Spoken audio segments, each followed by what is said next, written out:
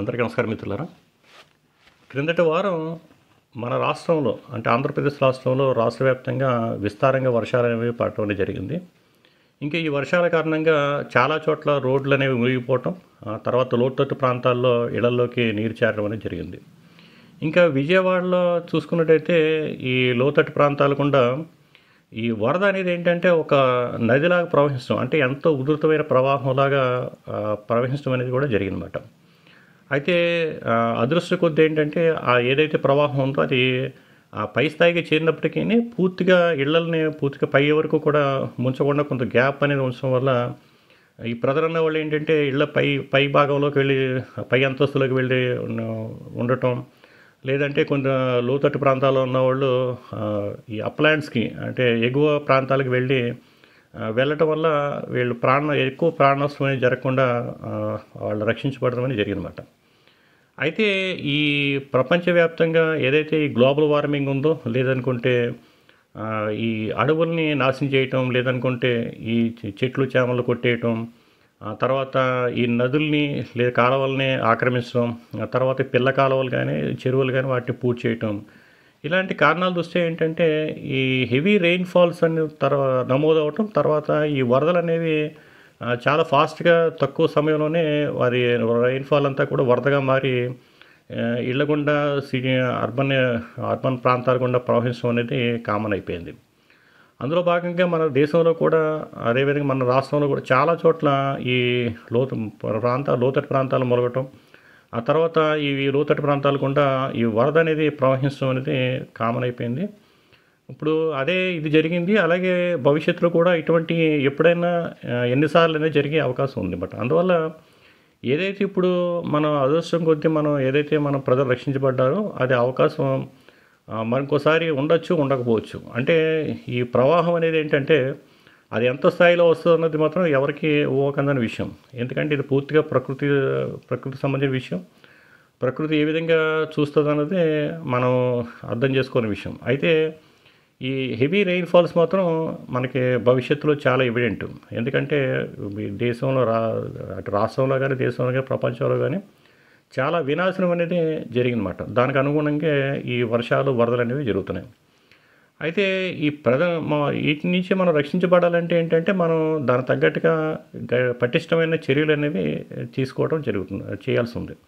అంటే అడవులను కాపాడుకోవటం, ఈ చెట్లు చేమలను వాటిని కొట్టకుండా ఉంచుకోవటం, తర్వాత ఈ నదులు కానీ లేదంటే కాలువలు కానీ రక్షించుకోవటం, వాటిని ప్రవాహాన్ని అడ్డుకోకుండా చేయటం, ఆ తర్వాత చెరువులు ఏదైతే సెలయేర్లు కానీ లేదనుకుంటే ఇతర పిల్ల కాలువలు ఏదవుతున్నాయో వాటిని రక్షించుకొని వాటిని ఎక్కడెక్కడ ఉండేట్టు చూసుకుని జాగ్రత్తగా మనం చేసుకోగలిగితే మనకి ఇటువంటి వరదల నుంచి ఏదైనా వచ్చినప్పుడు కూడా మనం రక్షించుకునే మళ్ళీ కాపాడుకునే అవకాశం అనేది మనకు ఏర్పడుతుంది. అయితే ఇదంతా కూడా ఏంటంటే అయితే ప్రజలు అన్నవాళ్ళు ఏంటంటే నేటి కాలంలో ఎలా తయారయ్యారంటే వాళ్ళు ఏదో ఎన్నికల సమయంలో ఏదో నాయకులు ఇచ్చే డబ్బులు, లేదంటే వాళ్ళు ఇచ్చే ప్రామిస్ తాయిలాలు, లేదంటే వాళ్ళ హామీలు మేనిఫెస్టోలకు అనుగుణంగా వాళ్ళకి ఓటేయటం, తర్వాత మాకు ఇంకేమీ సంబంధం లేదు, అదంతా వాళ్ళే చూసుకుంటారు, అది వాళ్ళ బాధ్యత అన్నట్టుగా వాళ్ళు సైలెంట్గా ఉండిపోవడం జరుగుతుంది. ఇంకా ఎవరైతే అధికారంలో వస్తున్నారో ఈ నాయకులు వాళ్ళు ఏంటంటే ఈ పెట్టిన ఖర్చు మళ్ళీ తిరిగితే రాబట్టుకోవాలన్న ఆలోచనతో అదే ధ్యేయంగా వాళ్ళ పూర్తిగా సంపాదన మీద వాళ్ళు నిమగ్నమయ్యి ఈ పరిపాలన కానీ లేదంటే ప్రజలను కానీ లేదంటే ఈ ప్రకృతిని కానీ దాన్ని పట్టించుకోకుండా పెడచెవిన పెట్టి వాళ్ళు ముందుకెళ్తాం అనేది జరుగుతుందన్నమాట. అందులో భాగంగానే ఈ వినాశనాలు లేదనుకుంటే ఈ ఏదైతే సమాజంలో చోటు చేసుకున్న కష్టాలు, నష్టాలు, తర్వాత ఈ ఏదైతే ప్రళయాలు ఇవన్నీ కూడా చోటు చేసుకుంటున్నాయి అన్నమాట. అందువల్ల ఈ ప్రజలు అన్న వాళ్ళే సుప్రీములు ప్రజాస్వామ్యులు. ప్రజలకి ఏంటంటే ఎవరినన్నా ఇప్పుడు నాయకుల్ని ఏ నాయకుడు రావాలి, తర్వాత ఏ పార్టీ రావాలి, ఎవరు అధికారంలో రావాలని పూర్తిగా నిర్ణయించగలిగే హక్కు అనేది పూర్తిగా ప్రజల దగ్గరే ఉంది. మంచి ప్రజలు అన్నవాళ్ళు మంచి నాయకుల్ని ఎన్నుకుంటే, మంచి నాయకులు అన్నవాళ్ళు మంచి అధికారులని ఎన్నుకుంటారు. అది మంచి అధికారులు రావటం వల్ల మంచి పరిపాలన అనేది జరుగుతుంది. అలా కాకుండా ప్రజలు ఏంటంటే ఈ అబద్ధాలు, అసత్యాలు, లేదనుకుంటే ఈ ఎన్నికలు పంచే తాయిలాలు, తర్వాత ఏంటంటే ఈ అబద్ధపు హామీలు, వీటిని ఆధారంగా వాళ్ళకి ఓటేసేసి తర్వాత వాళ్ళు సైలెంట్ అయిపోవటం వల్ల ఎవరైతే నాయకులు ఉంటారో వాళ్ళు ఇన్ఎఫిషియెంట్గా అయిపోయి ఏదైతే చర్యలు చేపట్టాలో ఆ చర్యలు చేపట్టకపోవటం వల్ల, సక్రమంగా చేయకపోవటం వల్ల ఇటువంటి నష్టాలనేవి చోటు చేసుకుంటున్నాయి. ఇప్పుడు ఏదన్నా ఒక పని జరగటం అనేది ఏంటంటే చాలా అతి క్లిష్టమైన విషయం. అంటే చాలా జాగ్రత్తగా ఎంతో స్టడీ చేసి ఎన్నో మన ఎంతోమందిని కూర్చోబెట్టి మనం చాలా జాగ్రత్తగా ఏ పని చేయాలి. ముఖ్యంగా ఏంటంటే ఈ ప్రజలకు సంబంధించి పరిపాలన అనేది ఏంటంటే అది చాలా పెద్ద విషయం. అందులో చాలా ఓపిక ఉండాలి, ఎఫిషియన్సీ ఉండాలి. తర్వాత పూర్తి సైన్స్ అనేది చాలా అప్లై చేసుకోవాలి. అదే చాలా డెడికేషన్ చేసుకోవాలి. అన్ని వాస్తవాలతో వెళ్తేనే గానీ ఏ చిన్న పని కూడా మనం చేయలేమన్నమాట. అలాంటిది ఆళ్ళు ప్రజలు గానీ, నాయకులు గానీ పూర్తిగా అబద్ధాల, సత్యాలతో కాలక్షేపం చేయటం. ఏదో హామీలు ఇచ్చాము, ఎన్నికల్లో హామీలు ఇచ్చాము, గెలిచేసాము. తర్వాత వాటిని పక్కన పెట్టేసేసాము. ఇంకో కొత్త స్టోరీలతో రోజుకు రోజుకి ప్రజల్ని పక్కదోవ పట్టించే విధంగా, మభ్యపెట్టే విధంగా వాళ్ళు పరిపాలించడం. ప్రజలు కూడా ఏంటంటే ఇదంతా కూడా ఒక కళ అని వాళ్ళు భావిస్తూ దానికి ఆనందపడుతూ ఏది ఏది జరిగినా సరే ఏంటంటే ఇది ప్రజాస్వామ్యంలో ఇదంతా కూడా ఏదో కామన్ అనుకోవటం. అంటే ఏదో ఒక న్యాచురల్‌గా జరిగే ప్రాసెస్ అనుకోవటం. ఇలా అనుకోవటం వల్ల ఇటువంటి ప్రమాదాలనేవి చోటు చేసుకోవడం జరుగుతుందన్నమాట.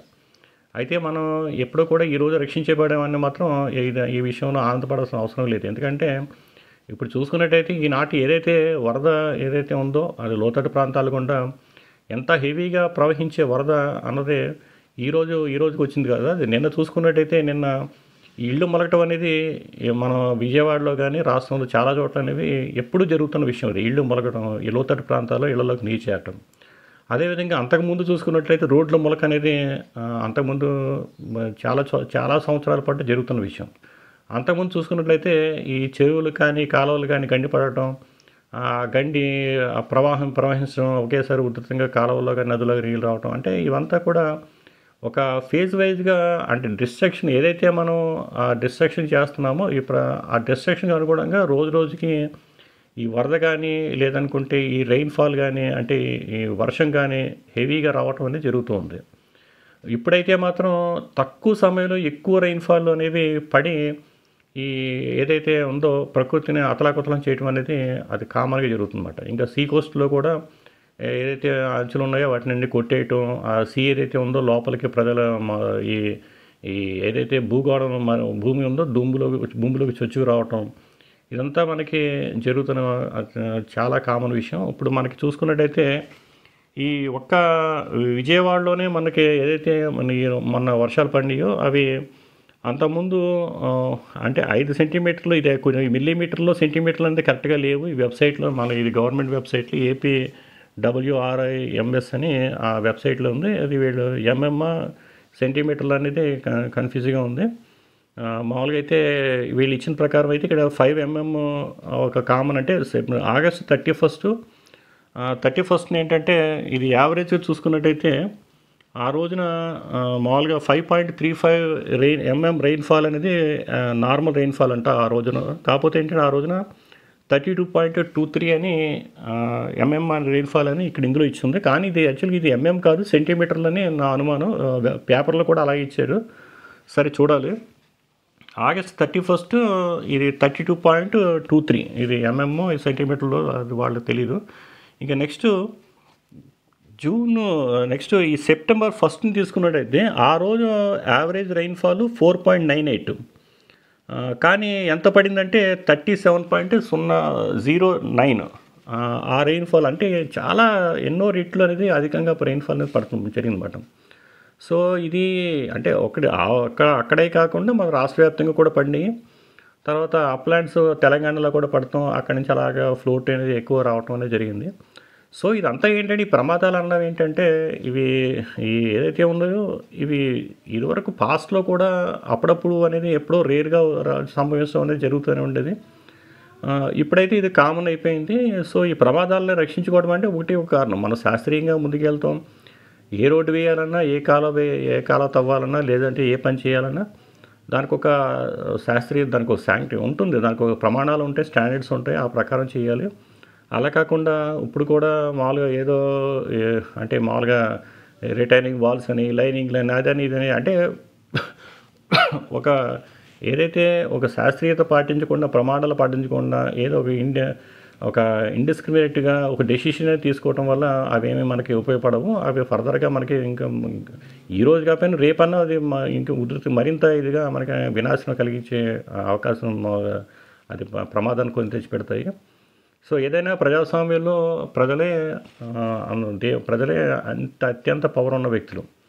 అంటే వాళ్ళు ఈ నాయకుల్ని ఎన్నుకోవటం, నాయకుల ద్వారా అధికారులు రావటం, అధికారుల ద్వారా పరిపాలన జరగటం. సో అంతా ప్రజల చేతిలో ఉంటుంది కనుక ఈ సమాజాన్ని కానీ వాళ్ళని రక్షించుకోవటం లేదంటే చంపుకోవటం అనేది పూర్తిగా ప్రజలే నిర్ణయించుకోవాలి. అంటే వాళ్ళకి ఒక చోట కాకపోయినా ఇంకో చోటైనా వాళ్ళకి అవకాశం ఉంటుంది.